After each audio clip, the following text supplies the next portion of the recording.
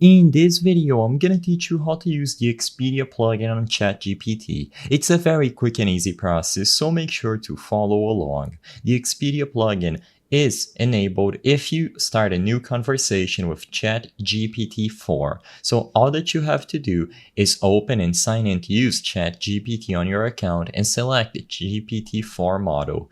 Keep in mind that users will need to have a ChatGPT Plus account in order to install and use the Expedia plugin, so the only prerequisite besides using GPT-4 for your next ChatGPT prompt is to have a ChatGPT Plus account. As long as you meet those requirements, you will be able to select the ChatGPT-4 option like I highlighted at the top, choose the plugin, and you will find the Expedia ChatGPT plugin under the list. As soon as you select the option from the list, you will be able to ask questions in the ChatGPT web page using the Expedia plugin.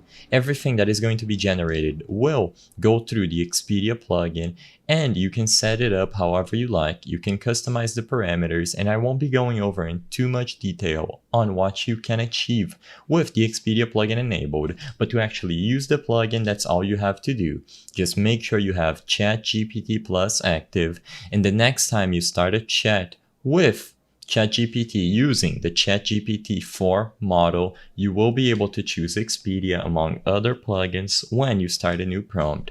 If you encounter any problems while trying to do this, double check to see if you have ChatGPT Plus enabled on your account and that you selected Expedia when choosing from the list of plugins. As long as you follow through these steps carefully, you will be able to start a chat with the Expedia plugin enabled. You also have plenty of other plugins to explore if you wish. I hope I was able to help you on how to use Expedia plugin on ChatGPT. If this video helped you, please be sure to leave a like and subscribe for more quick and easy tips. Thank you for watching.